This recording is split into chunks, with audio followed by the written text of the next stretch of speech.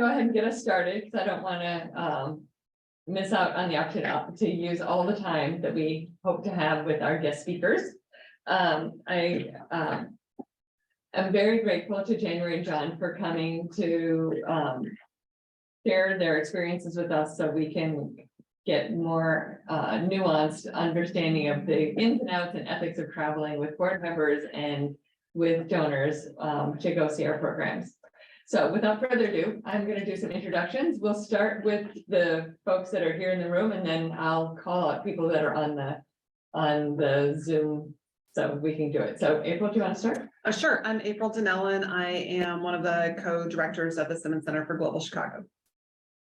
Hi, good afternoon, everyone. My name is Elisa Roadcup. I'm the executive director of the Chicago Refugee Coalition. I'm Joan Sherman, one of the co-directors of the Simmons Center. Hi, good morning, everyone. My name is Zell and I have a global philanthropic travel business. Hello, everybody. My name is Gleb Korov. I'm here in my exchange program, and I'm working with Kevin Adair with his Zell company. And I'm Kevin Adair. I'm one of the co-founders and co-directors of Fuego del Sol. We work in the Dominican Republic and Haiti with ecological and social solutions. January. Yeah, hello everyone. My name is Dhirendra. I'm one of the co-founders and currently work as the Chief Executive Officer with Milan Foundation. Catherine. Hi, everyone. I'm Catherine Hateman. I'm the Associate Director of Development with John at Children's Place. Gayatri. Good morning, everyone. My name is Gayatri. I'm the founder and CEO of the Sundar Foundation, and we provide cash grants to India's working poor for healthcare access. And Amy and Harriet. Hi, I'm Amy Maglio, the Executive Director of the Women's Global Education Project. Great to see you all. And I am Harriet Spears. I am our Strategic Partnerships Manager. We work in Kenya and Senegal and have an upcoming trip, our first trip ever in June to Kenya. So excited to chat with the group. And January, one of our guest speakers today. I am January Zell. I'm an independent contractor, but I work with several different organizations. The Chicago Council on Global Affairs is a partner that I've been working with since I worked for them full-time back when I lived in Chicago. And then the Bulletin of Atomic Scientists, the Global Food Banking Network are all people that I plan board of directors trips for. Primarily my trips are international. There are a few trips that I do domestically, but that's what I'm currently doing now. And John.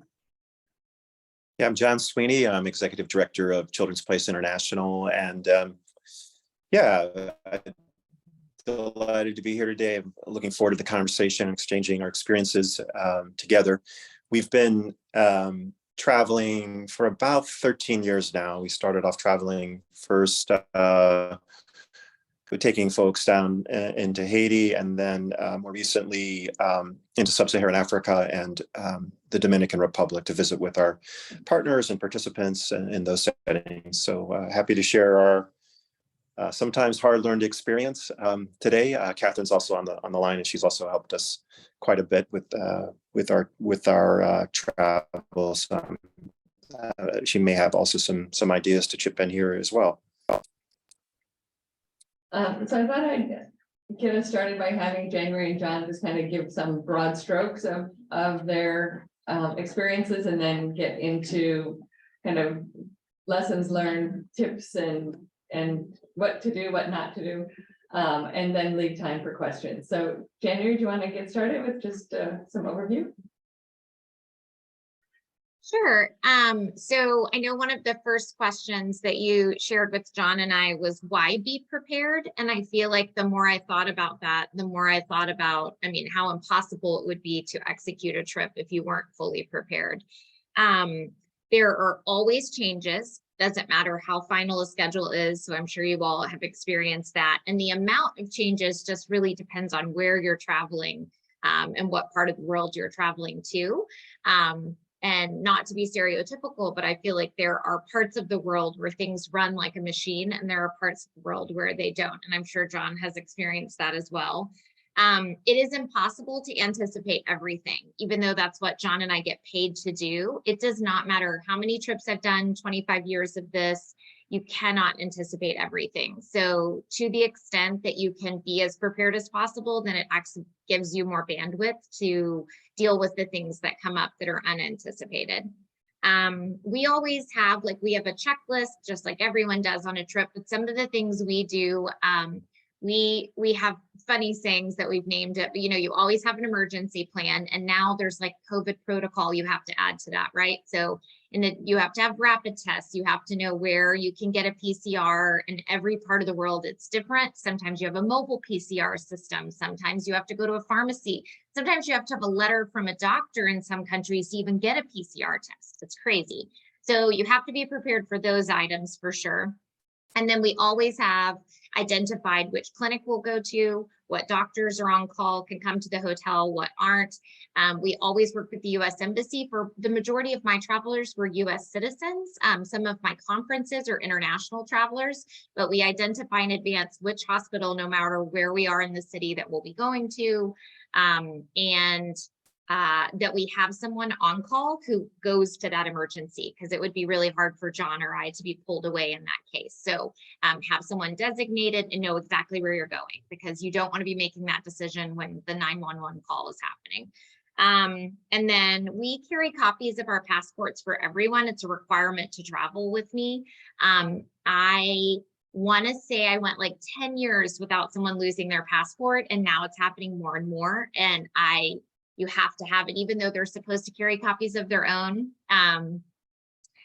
We also have, we call it like the in case I get hit by a bus rule, which sounds horrible, but like this idea that like if something were to happen to like John or I, like we would have a list of all of the contacts that you might need in any circumstance, in any partner you're working with, because you just never know if you won't be reachable and someone else may have to do something on your behalf. So not just a contact list, but a list of everyone you could possibly need to reach that you can possibly think of. Having that list prepared in advance saves you so much time. And then one other item that we use when we talk about being as prepared as possible, we have a know before you go document, and then a know when they're there document. And so those are things that like allow us to think things through. And I'm happy to go into more detail about those later, but like those are things we do that force us to be prepared. So John, I would turn it over to you. I don't know if you have other thoughts, but. Yeah, thanks, January. I think that was really, really good. It's funny when I was thinking about travel, I'm going back to the very early days of our programming. We started working with partners in Haiti about 16 years ago, and I would say for the first couple of years I was really, really resistant to taking any visitors, donors, board members down to visit with our partner and participants in Haiti. There are a couple of different reasons. One was I really did not want to engage in this kind of poverty tourism. I was really concerned about that idea. I was also very concerned about the staff time and expense. These are can be very costly, things to prepare for in terms of staff time, and then of course travel expenses. We do not cover, any of our visitors' travel expenses. I'm not even talking about that. I'm talking about just our own staff time. And then, of course, I was really worried about bringing a group of people, into a setting in Haiti that I was, responsible for, that our team was responsible for. And, what happens if something goes wrong and, there's limited infrastructure, and how do we think about that? And we, none of us at the time really had any of the background that, say, January would have had in preparing for these things. So it was really in that lens that, I was resistant. And then we had a major supporter who just really, really wanted to get down. And I could tell it was sort of like a necessary thing that we needed to do. And that experience was about 13 years ago. And again, it was a trip to Haiti. And it really helped me change my feelings and views about travel. I was able to sort of see that we could see this as more of an opportunity, where we could play a key role in knitting together a community here, where we could bring participants and partners and donors and staff into relationship with each other. And so I could see a path where we could get away from the whole, poverty tourism thing and really see it as an opportunity to build this community, to knit this community, however small, in a way that could work collectively together to repair, a really broken situation for kids who are the focus of our mission, kids who are in medically fragile situations, those kids who are living with HIV or dealing with cancers or major medical issues. And so that really kind of helped frame everything for me. The whole thing went away from a transactional thing, to how can we create an experience for folks, participants, staff, partners, donors, that can be a springboard, to further our mission. There's the obvious piece, right, of like the donor going down, seeing the impact, and hopefully re-upping or increasing their giving. But we also saw it as an opportunity for board members and donors to also get an education and become advocates for the program. We saw it as an opportunity for those participants who if they want to share, it could be an opportunity for them to also play an advocacy role in a way that is empowering and dignified. From an implementing partner standpoint, it's an opportunity for those staff to be engaged with donors, to show their impact and to get feedback. I mean, the partners that we're working with are doing incredible work. And when people have an opportunity to see that work, they're blown away. And so, the partners, in addition to getting the benefit of having a funder there, they also have the benefit of being able to showcase the work and to feel great about it, honestly. And so we've gotten that feedback before. And not to, get away from the donor component of it, when donors come down, they have a great experience and they go back and they advocate, it can be so meaningful for them, and can really be a place where they can go to the next level in terms of our mission and helping to support that. So that I just kind of wanted to add to January's framing of like all the critical steps that are there, in terms of planning for this trip. And if you blow any one of those, it's really going to, it could jeopardize, things for the project and for everything. In addition, kind of approaching it in a way that's not transactional, that community. So there's a bunch of other things I could add, but I just maybe just to leave it there for now at the big picture, and we can go into some other things that we do leading up to the trip. January, do you want to dive into some of the do's and don'ts or lessons learned, or some other wisdom you want to impart? Sure. And, I don't know at what level all the different groups have traveled or haven't traveled. So I'm sorry if any of this is like Captain Obvious, but, there are just a few things that I have learned over the years that are, sort of mission critical for us in terms of like, if I'm going to plan a trip and lead a group of people there, 99% of the time, there's a very small percentage that I haven't actually done an advanced trip. It's budgetary. It's very challenging to build in a budget to advance everything. But I'm going to tell you, the few trips that I've ever had to plan due to budget constraints or time constraints where I wasn't able to experience things, really think through them, be able to, work through the challenges myself, knowing the group that I'm leading, we've had more challenges. So to the extent possible, advance. Like it's almost a deal breaker for me, because I just feel like to have to lead a group, and I'm sure John and I can both tell crazy stories, but like in places like Svalbard or like remote regions of the Arctic, it wasn't possible for me to, you know, land on a glacier and helicopter and do all the things, but then I'm going to do these things with people, and people landed and said, we weren't really on a glacier, we were on something else. I'm like, it was just, you know, you have to make sure what you're accurately describing and preparing people for is the actual experience. I mean, there's a million examples, but to the extent possible, you need to have experienced it yourself or understand what the experience is. We don't necessarily just trust, you know, people telling us what it is. Expectation management, John touched on this. That's a huge part of planning these trips and preparing people for what the experience is.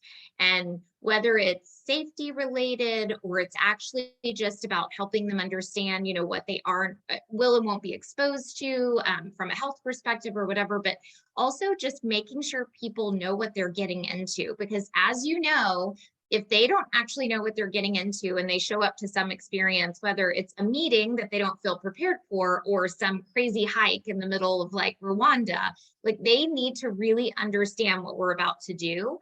And it will enhance their experience, but will also like allow for you to manage their expectations. That's a really big one. I give a lot of housekeeping remarks when I'm leading these groups, and expectation management is one of them. Whether it's about the quality of the hotel we've chosen and why, whether it's about what we're about to experience and like if they really aren't up for it, giving them an out, but like really communicating and connecting with your travelers in that way. Communication is another one that sort of relates to that. It is a really fine balance of how much information you give them in advance and how much information they need to know when. I work in the world of bullet points, not paragraphs. I find people just don't assume people read things. But I also feel like the more in depth I am, the more they check out. There's too much email in the world. There's too much spam. There's too much information. Those who want to know more will ask you. They will come for more. And that goes the same for, like, I think John touched on preparatory materials, reading materials, things you send them in advance. Those who want to dive in can dive in. But if there are key items you need them to focus on, I always say talk to board of directors in bullet points, not in paragraphs. It's just the only way to get them to engage. In terms of like framing the trip, and I know a lot of it depends on what kind of trip you're planning, but variety in format is really important. And John touched on this in terms of making sure that what you're doing with them is experiential. Like even a meeting, don't always set the room the same way. Make it a hollow square, make it classroom, like allow for people to interact before and after the meeting, like really think through what enhances the experience. Don't just have a speaker, check the box, move to the next thing. And then that goes for the same if you're going to have to feed them 5 nights in a row. We try to make sure every experience is different. So we always kick off with just our board. We try to do a private room so everybody can meet everyone, allow everyone to really be introduced and connected, and then diversify your experience. Sometimes have guests, sometimes don't. Sometimes do a dine around, go to different restaurants or different people's homes, like really change up, because 5 nights of like your group dinner over and over, it doesn't enhance the experience and the bonding if you don't give them a chance to break apart and come back together. I can go into more detail about ways to diversify scheduling or structure scheduling. These are more of my do's. I do have a few don'ts. So maybe I'll pause there and sort of wrap up with, now in the world that we're dealing with, when you're negotiating contracts at the beginning of a trip, we are having a lot of challenges with like less wiggle room for cancellation and less flexibility. These hotels are rebounding from a world that didn't travel for so long, and they're very understaffed. I don't know if John's experiencing this in the parts of the world he's visiting, but to the extent possible, allow and negotiate as much flexibility into your contracts as possible. I have found that the world lacks flexibility, it lacks staffing right now. It's just travel is in high demand again, and the people traveling are the ones most affected by it. So I don't know, that's another area that I can go into more detail on, but that's something I'm experiencing. It doesn't matter which part of the world I'm in. The most remote parts or the busiest parts of Europe. So I'll pause there. John, I'll let you chime in, and then we can kind of go back and forth on some more. Thanks, January. Those are some really good points, and I wholeheartedly second the experiential nature that of trips that you're suggesting. We've also found that to be a really important thing. Some of the things that, some of the dues that we have in terms of our protocols, we work closely with our partners to plan the trip. Again, it's sort of a collective, collaborative kind of idea with our implementing partners. This sort of nothing for us without us kind of concept. We do work on creating a holistic itinerary, not one that just is focused exclusively on the issues that are at hand, but also take in some of the bigger cultural and historical perspectives. For example, when we were visiting Haiti, we're not visiting Haiti currently because of the current environment, the crisis that's occurring there. But when we were visiting Haiti in the north, in addition to engaging with partners and families, we also visited the Palace of Sanssouci, which is a UNESCO World Heritage Site. We built a visit into the beach. It's a Caribbean island, and it's amazing, to see the natural beauty of Haiti. So it's sort of like the same idea that we have relative to program participants and having a strengths-based approach. We want to have a strengths-based approach to the incredible culture and country that is Haiti. And I think all of you have worked and partnered in Haiti know this as much as I do. It's just an incredibly rich and culturally interesting place. When we do bring groups down, we pay a lot of attention to group makeup and size. For us, what works pretty well is 8 to 10, maybe 12 max. But if you start getting above that, for us, it really becomes more of a tour, and less of it kind of can inhibit some of that engagement, at least for us, in terms of our staff capabilities and what have you. Another point, try to be aware that travelers are going to experience these trips very differently. And of course, I think that's stating the obvious, but I'm sure January's got a bunch of stories along these lines. But first-time travelers, sometimes, there's a great deal of anxiety around the unknown. There are folks with physical limitations. Of course, you got to be mindful of that. Travelers who are LGBTQ in parts of the world where we're traveling, there are often many times very draconian anti-gay laws, and they will be aware of that. But it's important for you to be aware of that too, as the one who's organizing. People of color, they are going to have the potential for very different experiences. For example, when we go down to the DR in a couple of weeks, there's a travel advisory out right now from the U.S. Embassy advising Black American travelers to be aware that the Dominican government is cracking down on Haitian migrants, and that they've been engaging Black American travelers more than normally. So again, something to be aware of. I don't think in these situations that you should presume anything. I think if you see a traveler who's uncomfortable or something that doesn't feel right, or if the situation's feeling unsafe, I would strongly just recommend you check in and see, does that traveler need anything? Is there any, help that's needed or what have you? I don't think you have to presume anything, but it's important to be aware of that. I would totally plan out what happens in case of emergency. And I won't go into the same things that January just said, but have a plan, have a doctor on call, or know what hospital you're going to go to. We've done all those things. We've had all of our staff trained in first aid. Again, this was Haiti, and we've done trips in other places as well. We still take on those responsibilities, even though Haiti's probably the most challenging environment where we've traveled. We do put a lot of emphasis on doing an orientation ahead of time, just like January's, implying with her getting travelers ready. We do a kind of a virtual Zoom call. We'll go over some basics on the country, history, culture, language, do a project overview. We talk a lot about protecting the dignity of the program participants. In regards to that, we have a couple of key policies. One is there's no allowance for taking photos of any of the participants. We would have our implementing partner take those photos if permission is granted, or a CPI staff member. But what we don't want to have is, 10 people roaming around with cameras and, in everyone's faces, and really creating, again, that poverty tourism kind of vibe.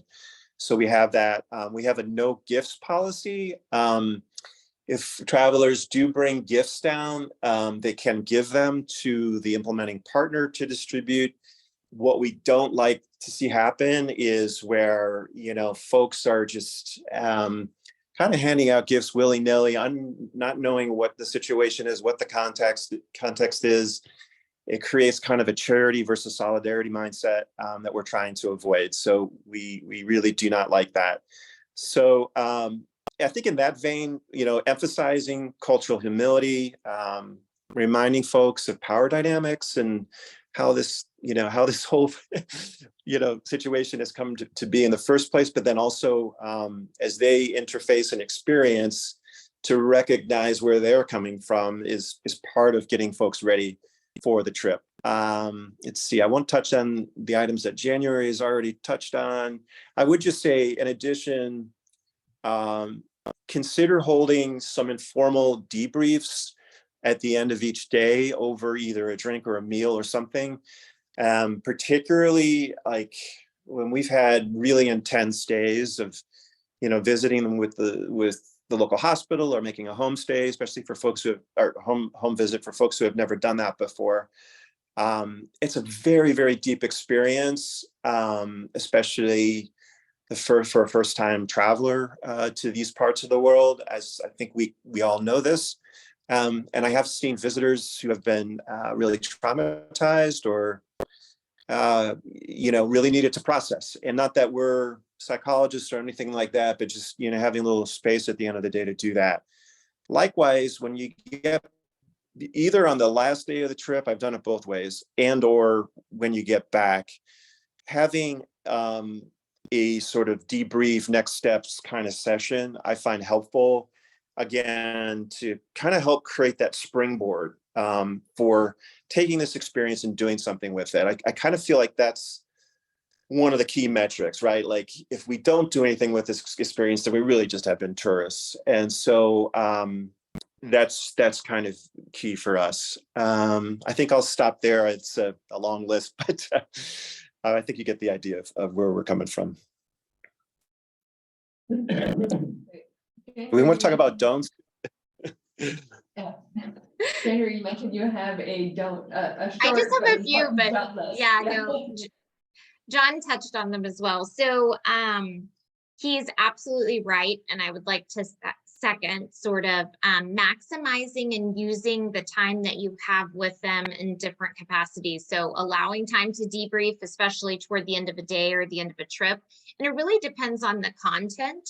I took a group to do a civil rights tour. It was one of the few domestic trips I've ever done all throughout Alabama and things. And obviously the topics and the experiences were extremely sensitive. And I just find toward the end of the day, like it wasn't the energy level, it was the emotional and mental capacity. Like they really needed a minute to like hug and rejoin. And that is not my typical trip. And you really have to allow them some wiggle room for that.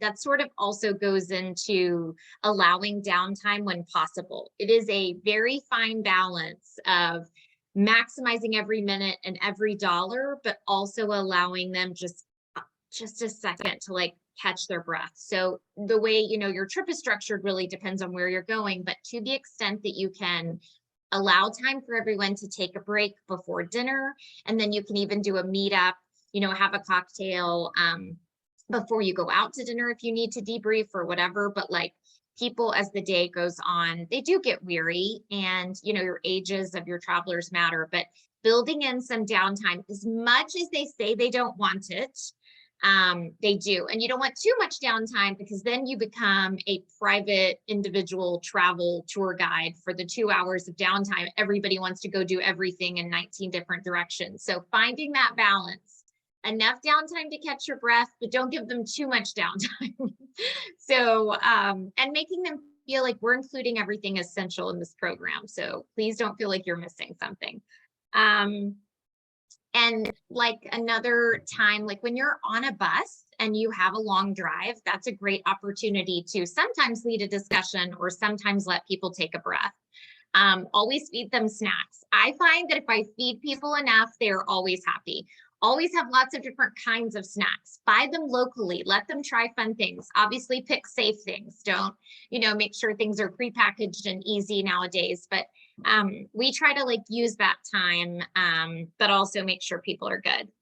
Some of the don'ts, this may sound silly and it really depends on your trip, but we have everyone book their international arrival and departure. And the reason why we do that, we have found that unless it's essential the group arrive together, everyone has their own preferences on airlines and how they want to travel, and it's just become easier to just separate that cost. Now, when we travel around different countries or even within a country, we do handle the internal portion of the travel. And this sounds silly, but I refuse to deal with mileage. I refuse. I have hit the wall with everyone giving me their mileage number and wanting to like earn points. Like you can do that on your own after, but that has become a don't for me because half the time the numbers they give me are wrong and it's, it's just nonsense. Dietary. So the longer John and I travel, the more dietary restrictions exist in the world. I'm telling you, you guys know it from planning any event.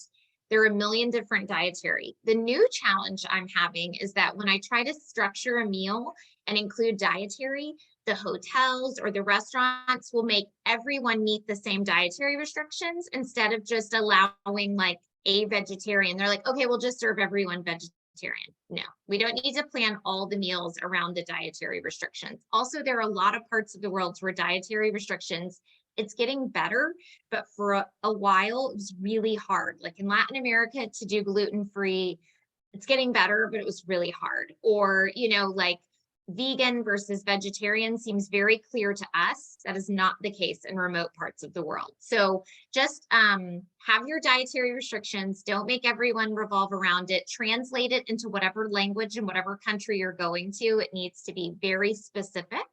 Trying to think. Touching on one thing John touched on, now that the world is all social media and even different age groups and different affiliations, like people really are active on social.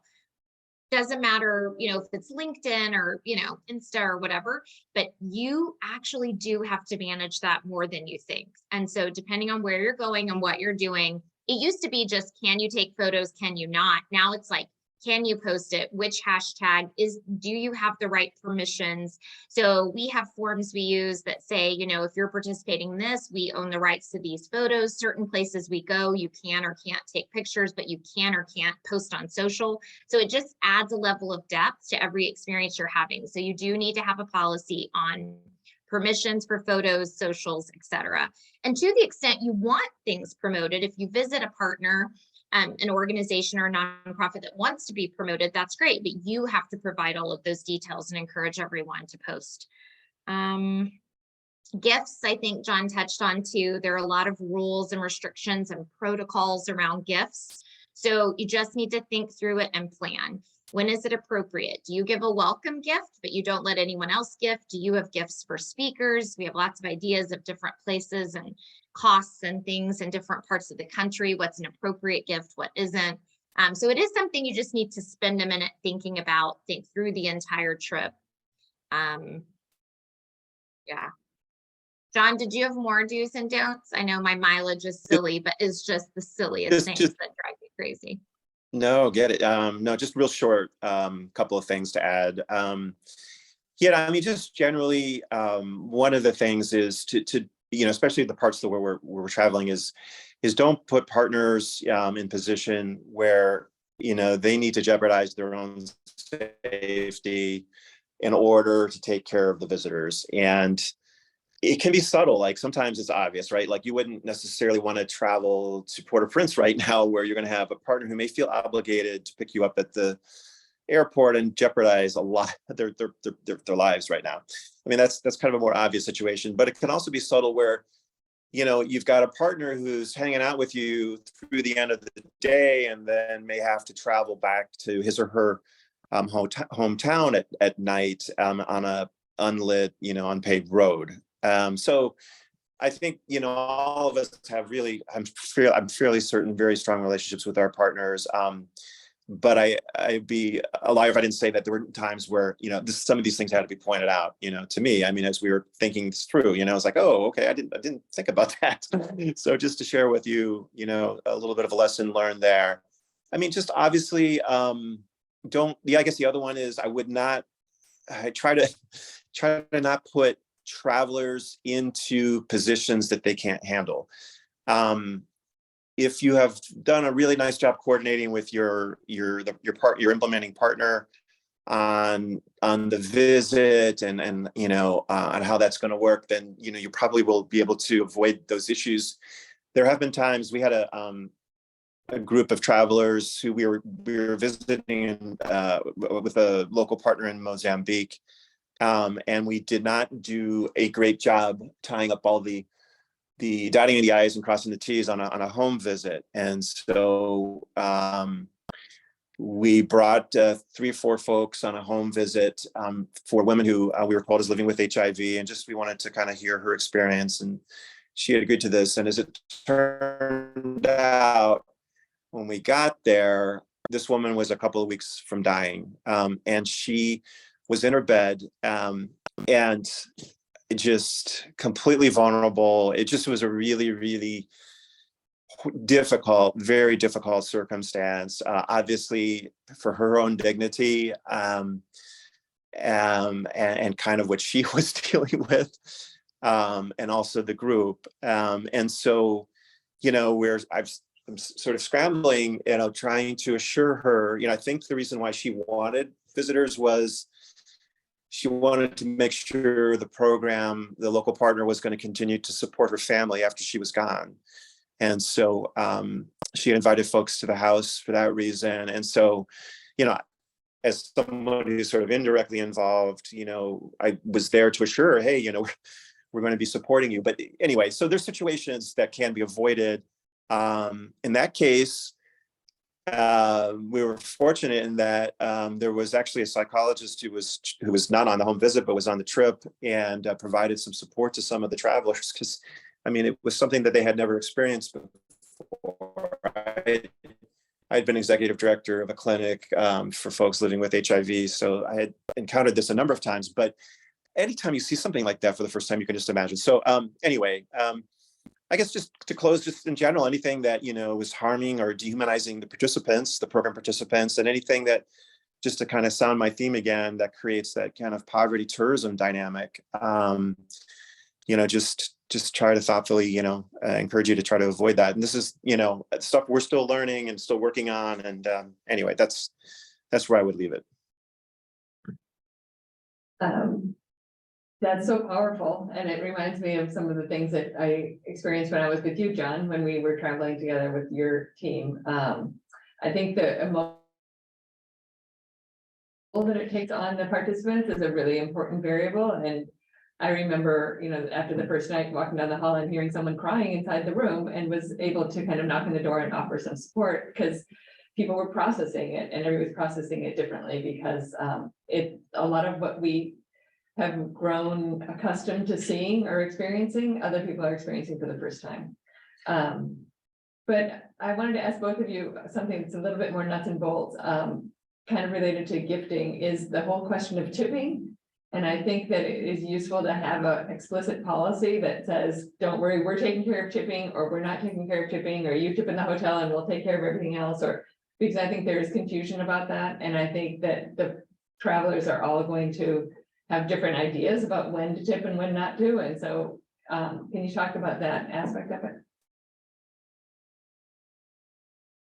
Yeah, we usually, just like at the beginning of the trip, have a housekeeping list that we go through. Tipping is one of them. It depends which part of the world we're in. we have an upcoming trip to Japan and Taiwan, and tipping there is actually in some cases offensive. So we've told them very clearly, like, it's not necessary. We're taking care of all of it. If we're ever visiting somewhere where we're making a donation, we make sure to tell people not just at the beginning of the trip, but also right before, so that they don't feel obligated to do something. If they're, they'll be emotionally inclined to do something, we want them to know just as we get off the bus. Like, we did make a contribution when we were visiting here. We visited UNHCR and a few other refugee camps in Jordan on the Syrian border, and the Jordanians really didn't want us to go. The government tried to restrict us from going, but it's an important part of what's happening in their country. And we obviously worked with partner organizations to organize it, and wanted to make sure that we were visiting for the right reasons, but people wanted to understand what was really happening. And we worked so hard to plan it. And when we were there, I'm telling you, the travelers just wanted to give everything, the clothes off their back, every dollar that they had. They were trying to figure out ways to, like, ask people if they had cash apps. And I was like, this is not, you have to manage it very closely. But yes, in each place, I think you have to have a tipping rule, and just let people know. Yeah, I'm laughing because my daughter is getting so mad at me every time I try to tip here in Edinburgh. She's like, you're causing the American, you're reinforcing that American dynamic. You don't have to tip here in Scotland.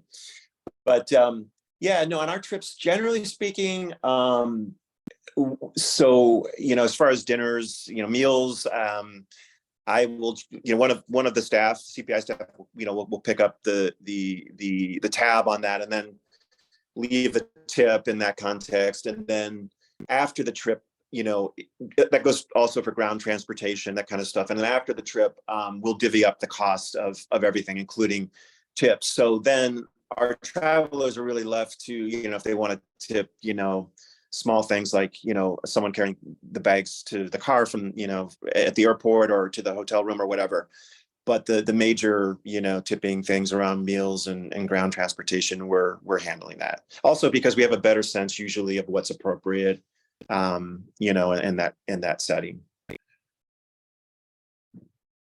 We have one of the guests in the room, and No, I was just gonna say I do similar work, and so I worked for an organization for 15 years, taking donors overseas, so very familiar, and all the information that both of you have shared is right on spot with similar to what I do. But in terms of tipping, what I have found, and John has touched on this, is you just handle it yourself. So you have all the donors pay the money to you, and then you handle it, so there's no question about. The ideal situation I have found is that they really don't have to take their pocketbook out unless they want to buy something for themselves. You're handling everything, so there's no concern about money, about how much I should bring and what I should do, because there's somebody that's trusted that is going to be taking care of them, all of that. And then in terms of gifting, what I have found is what we ask the donors to do is I'll bring a couple t-shirts from their city or their university, and then we give those as gifts to the partner to thank them for their time. So we don't give out gifts to, the beneficiaries of the work that you're doing, but the people that are actually hosting you on the ground is what I have found is a good idea.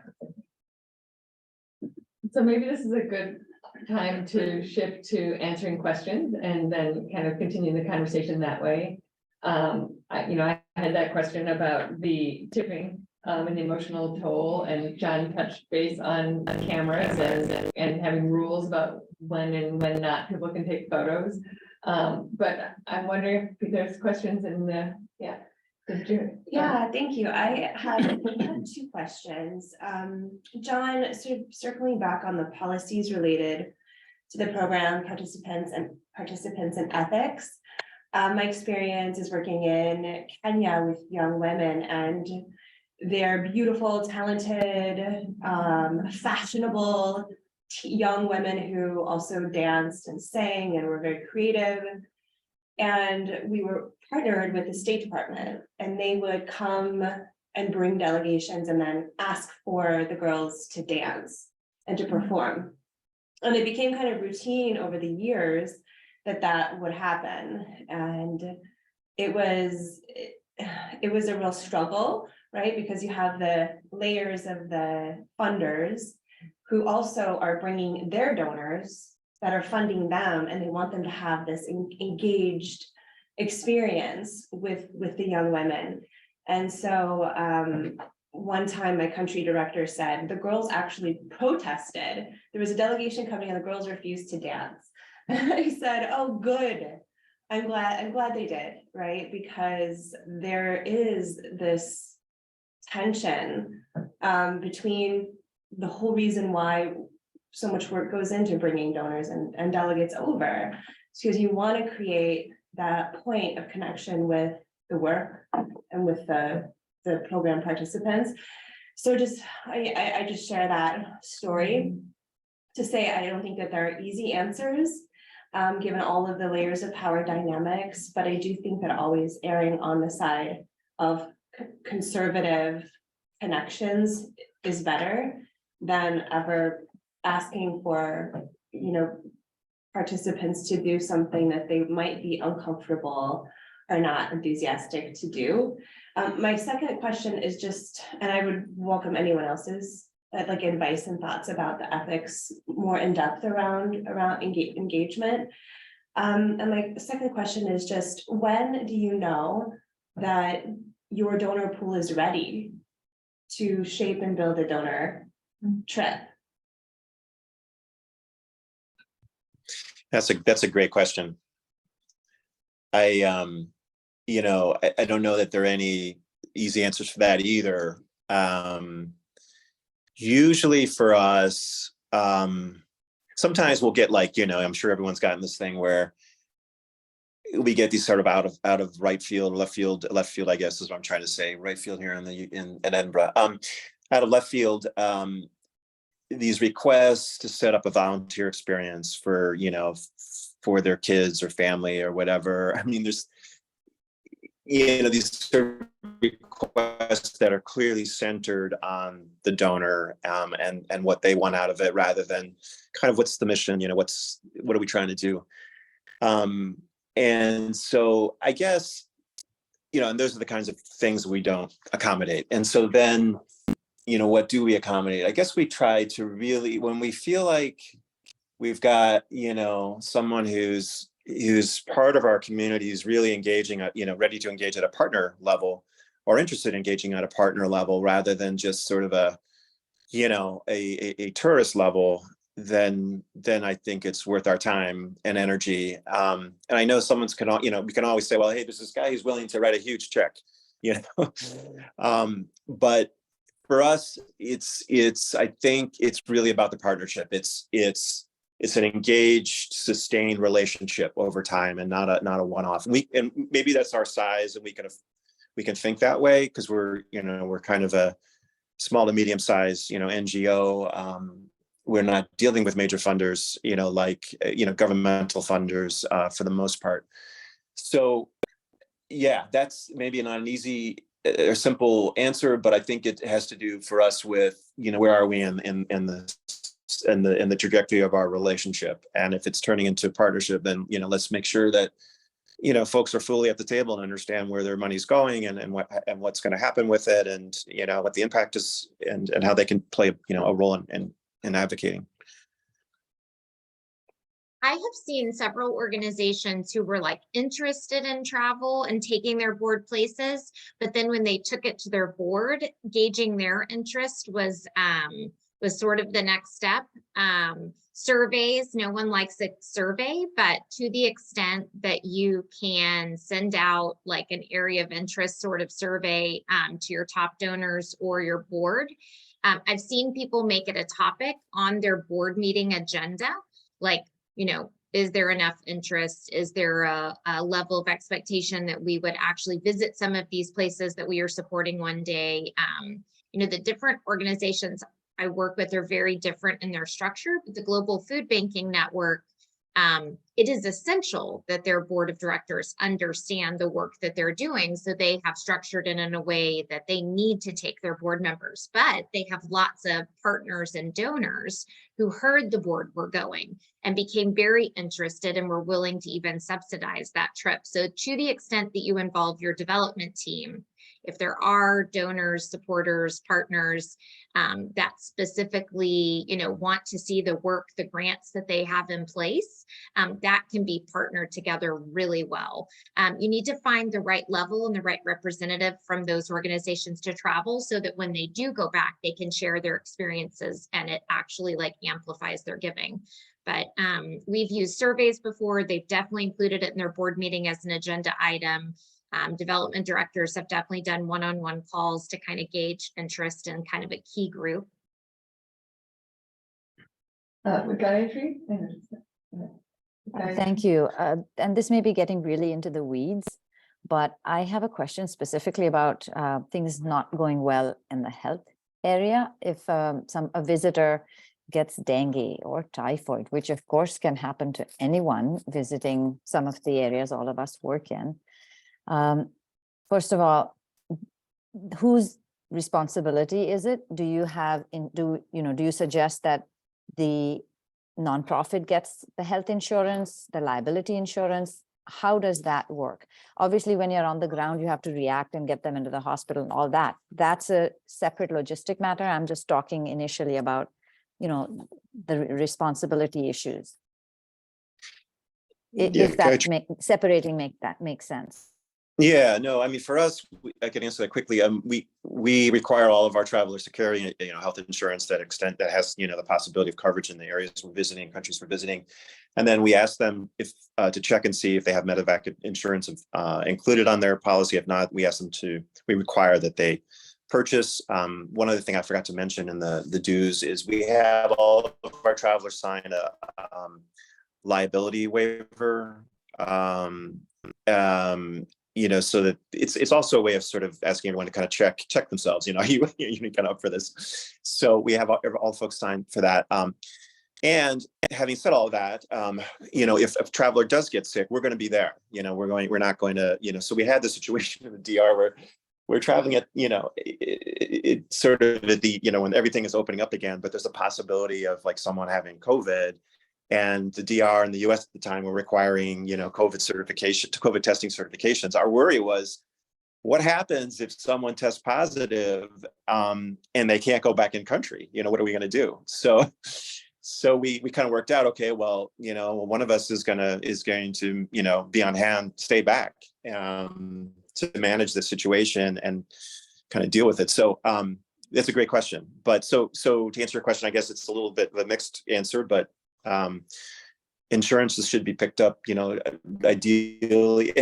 I'm talking about donors. I should say board travelers are a little bit different. There's some liability insurance that's a bit covered by board D&O, but we still even ask our board members to sign liability waivers, believe it or not, just to get all of that on the table and just make sure people understand what they're dealing with.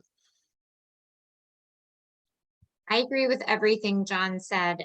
So our individual donors, even our board members, all sign the liability. They all have their own individual insurance. The staff of the organization, so if you have staff members traveling as part of the trip, that's usually included with the organization. They do need to make sure they have international. And depending on where you're going, you may need evac or not.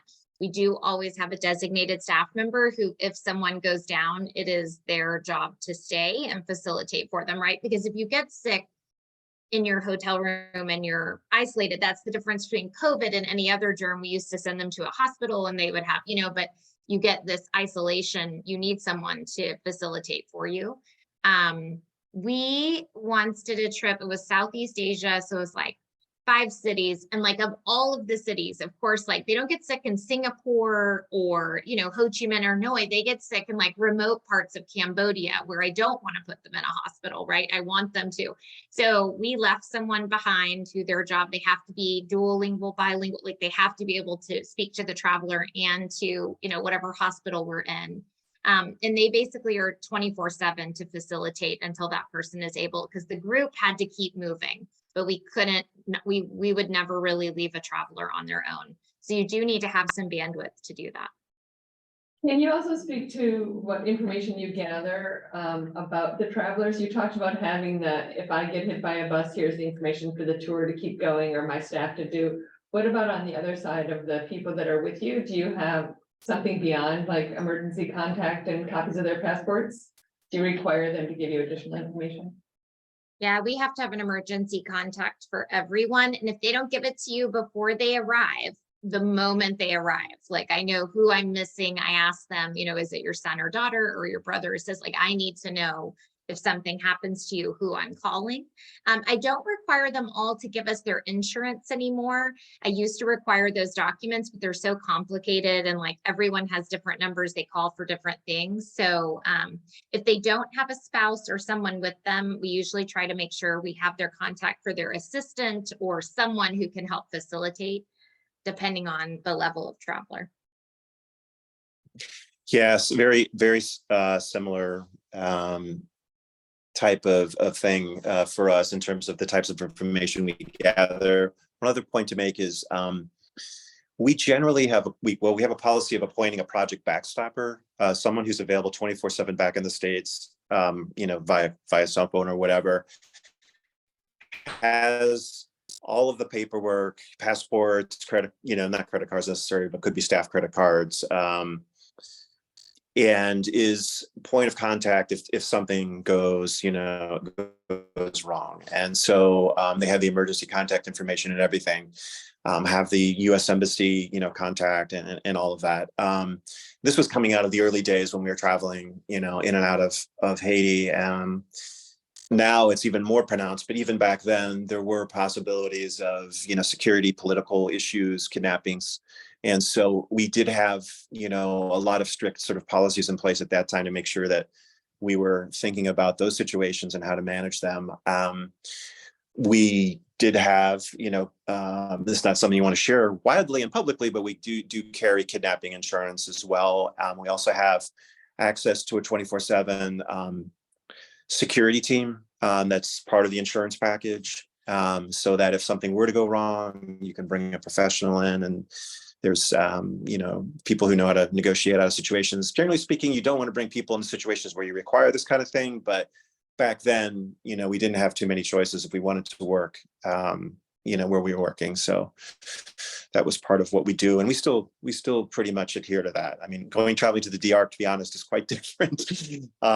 Traveling to East Africa is quite different, but you know, it's good, I think, to have these frameworks and policies in place in order to not have to think about them while you're, you know, in the middle of a trip and something goes wrong. Can I ask Amy? I think it's a follow-up question to that. Go ahead, Amy. And Harry.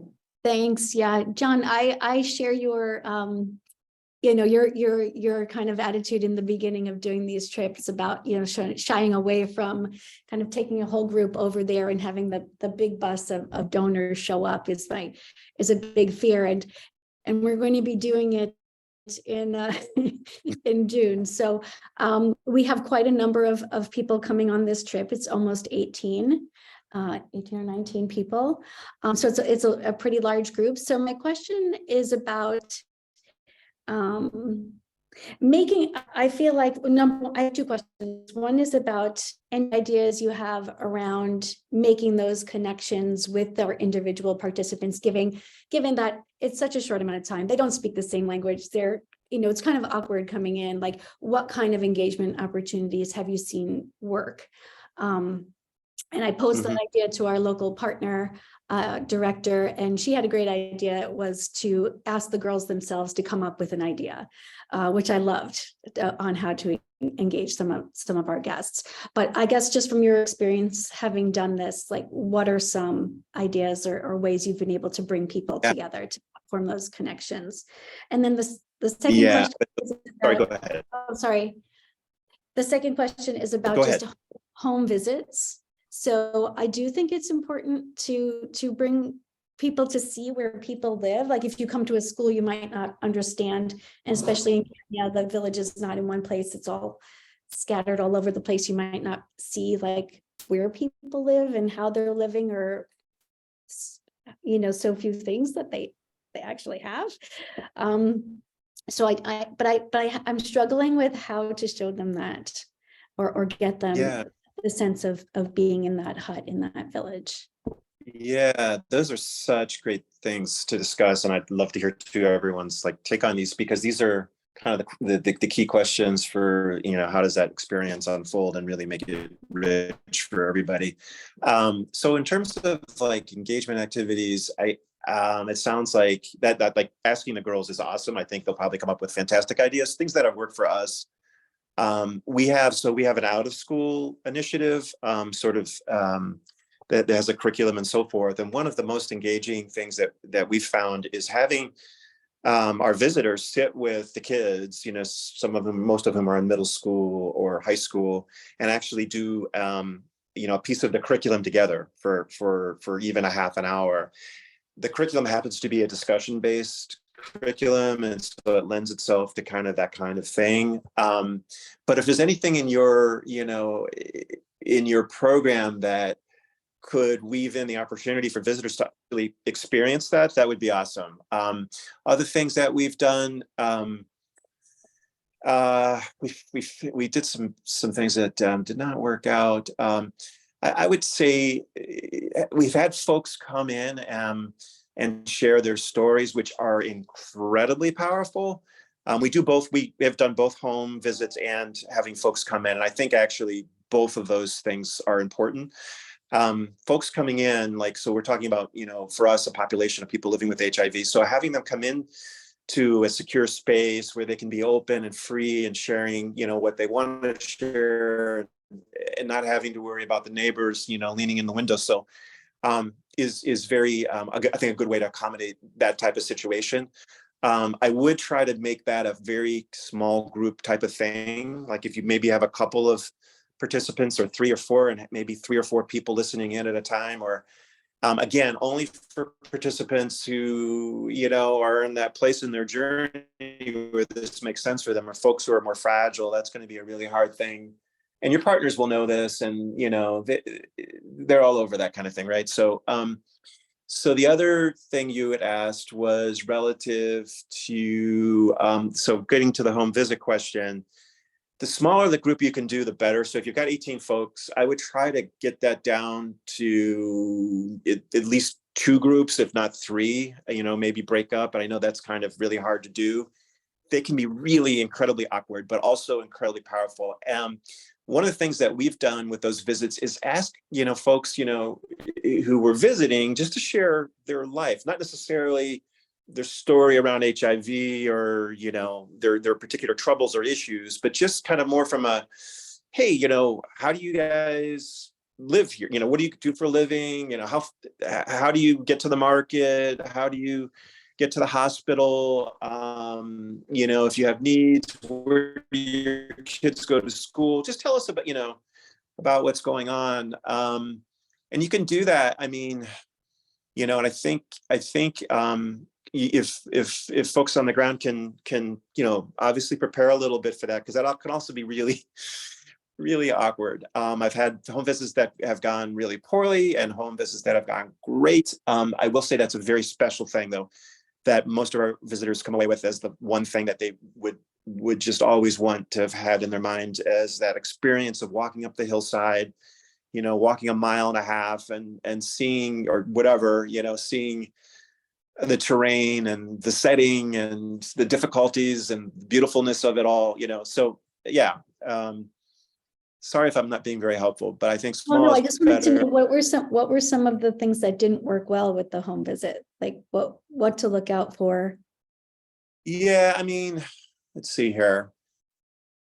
I think the biggest thing is to find folks who are really kind of further along in their journey of understanding, living with whatever, if you've got, I'm trying to put into your context, because you've got young women who are, who have maybe been part of the journey for, a number of years, maybe are toward the end of their educational journey or whatever's going on, but folks who maybe have a little bit of perspective. So for us, folks who are earlier on in their journey in HIV, it could be incredibly fragile and incredibly vulnerable for them to speak about, or to invite people into their home. It could be,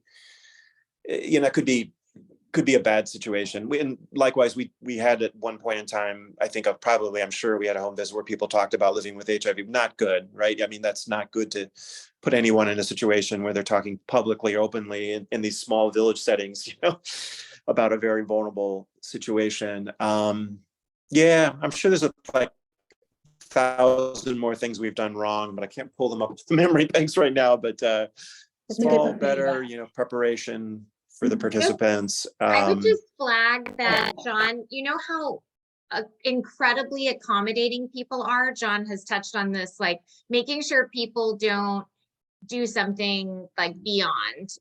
So like they will want to offer tea in certain parts of the world. And I feel like some people are sensitive to where that water came from, if that water was clean, like just thinking through all of the very kind things that they will want to do and that your group is comfortable. Or, we went to, it was a beautiful sort of like, was an adoption center, but in a part of the world, and everyone, they were like, don't worry, the water is treated, and they hosted us for lunch. And of course, like there was like sensitivity to things like that. So just thinking about like, if your host is going to do something, what that interaction is. I would quadruple John's comment that like our groups are normally 18 to 24, and I spend more time and money dividing them into small groups for the right experience. So it's worth additional staffing, additional vehicles, like getting them into those smaller groups, because nothing is worse than like looking like a parade, looking like a tour. And that's unfortunately what you are when you're 18 or 20 people. And that's the size of my groups, but we do break in lots of ways. So being in that small group, but just thinking through what the experience is and what the interaction might be. If there's anything your organization is donating, or like, so for instance, one time we went to like a TNC project, and their whole purpose was to actually provide cooking in these remote parts of China. And they were teaching them how to use different sorts of types of energy, like biofuel and things like that. And so if there's anything that you're highlighting in the community or a project that's going on, it's interesting to have them talk about that. Hand washing centers in a lot of parts of the world, like they don't have running water, and how that hand washing works. Teaching kids about that in schools or clinics. After hours visits work really great for us, right? So we're not disrupting a clinic or a school, but if you have the ability to go before or after, so you use the facility, they get to see what a clinic really looks like or a school really looks like, but you don't have, you're not interrupting the experience for those who actually need healthcare or education. But bring kids in to like visit in the school, but we do before and after sometimes. Funny thing to add that, Amy, is chairs. Chairs. What's it? Chairs. Everyone, of course, has Hearing you for a second. a chair, right? I mean, so John, your connection's broken up. Can we wait a minute? Like doing a home visit, every person there has to have a chair. Yeah.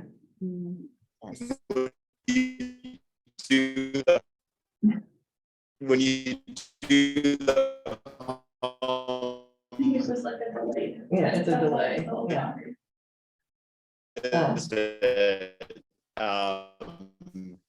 Chairs become the bigger the group, the more chairs. Like it's funny. I've actually been.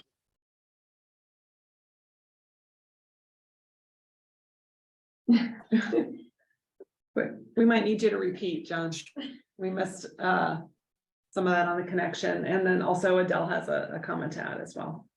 Just to this connection, in terms of home visits, I encourage home visits because it speaks volumes to the work that you're doing, but also be very sensitive to how many times you visit a particular family. Like, don't do the same family over and over again each time you do a trip, because they kind of catch wind of the fact that you're showing them off, and they may take advantage of that, and their story may change, and they have expectations, so just be very sensitive to that. And also I wouldn't recommend taking gifts to the families, because that also causes some difficulties within the communities as they see Americans coming to visit them, and then now they're being gifted with things, and so I would just be very sensitive to that as well. I agree, yeah. You can hear me now? Any better? Yeah. Yes, Yes. still a little wobbly, but go for it. Or not. I think it's just delayed too. Sorry, any better? Ish, yeah. Oh, Give it a try. Sorry. No, I was would just second what was just said. I mean,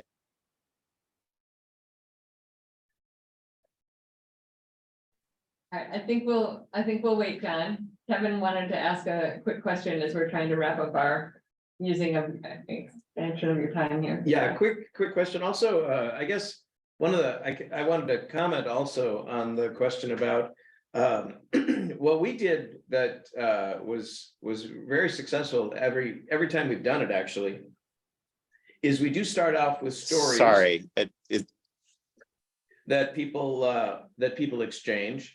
And we do that a couple of times during the exchange time. In fact, we often interact with a specific group of people a number of times during the course of a few days. And we also have a teaching exchange. So we ask the local group of people what they would like to teach our team, and we ask what they might like to learn from our team. And one of the things that is often asked for is some basic English skills. So we work in the Dominican Republic and in Haiti, and it's worked well both in those places. But the key is that it's a cultural exchange. And one of the things that the people have volunteered to teach our teams that we've brought in have been dancing skills. So like the local bachata or merengue skills. So it's a specific session where the internationals teach basic English at the request of the local participants, and then they are put in a position where it's the internationals that are a bit uncomfortable because they are now dancing in ways that they might not have previously had the experience of. And we just one quick concept of that is we did everything, and one of the times when we did the travel, we had everything prepared, and we ended up going to a hospital multiple times, and we were baffled by it because we tested all the food, we'd all eaten all the food. It turns out that behind where 3 of our visitors were from the US were staying, they'd found a stray dog. And then, speaking of social media, it was only after returning to the States that we saw from their social media they'd been feeding and kissing this dog that they'd adopted for the 3 days that they happened to be there. And That's how they got sick. that's how they got sick. Okay. Some things you can't prepare for. Were there any other questions? Catherine, did you want to share any of your experiences going on the trips with CPI? Just also, I would say from sort of like a donor relations or communication standpoint, we also think about, since we're in country, you know, what sort of stories we might be able to gather, as well as sort of the experiences that they'll have during the trip. And so we also approach that in a very sort of culturally sensitive way and work with our in-country partners to make sure, you know, again, that we're being respectful around photos or not forcing people to tell a story if they don't want to, just if anyone is interested in sharing. We also think about that too, and being able to share the experience that some of the donors have had in country with some of our broader group of supporters as well, because it really is so impactful. And as John mentioned, you know, the in-country partners often derive a lot of benefit from it, and some of the client families feeling empowered to share their story. So we really look for those kind of opportunities as well.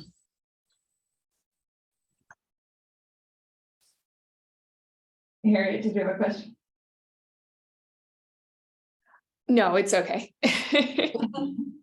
So I just wonder if there's if January or John have any kind of last observations or comments, given the kinds of projects you've heard about and what people are interested in?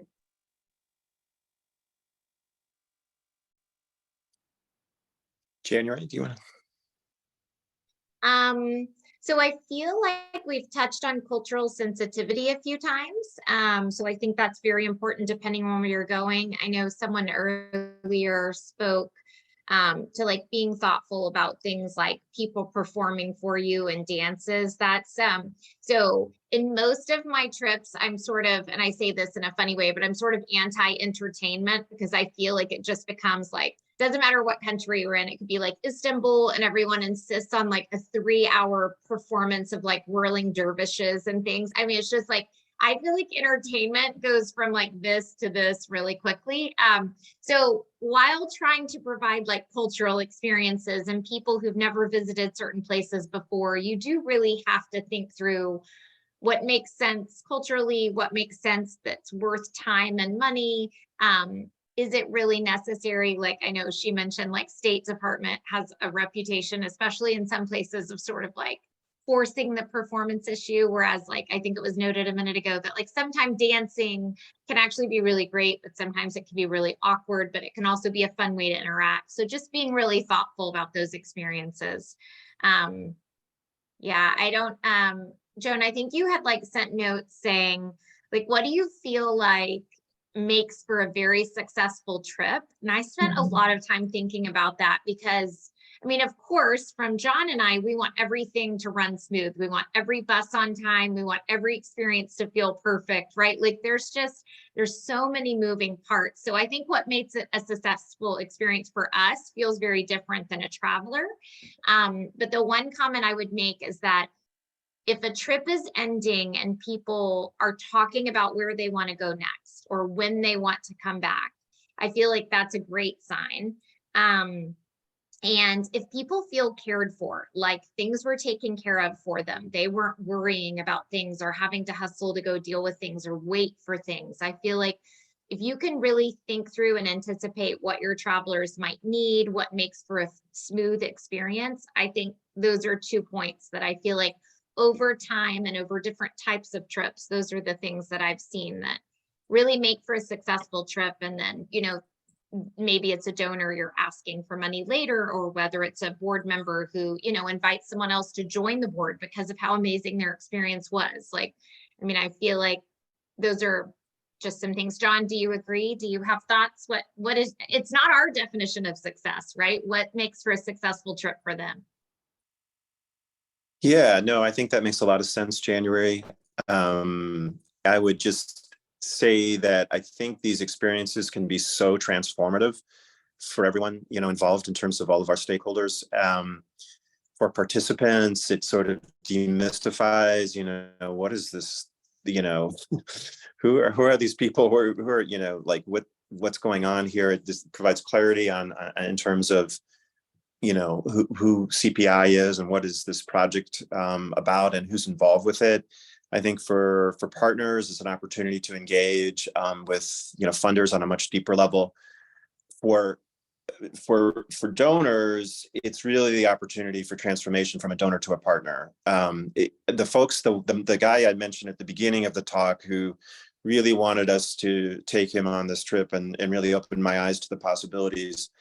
At the end of that trip, he said to us, we are partners or donors for life. And they have been good to their word. This is 13 years ago, and have even increased. These are probably our most significant individual, you know, donors, and increased their giving over the years and have just been steadfast.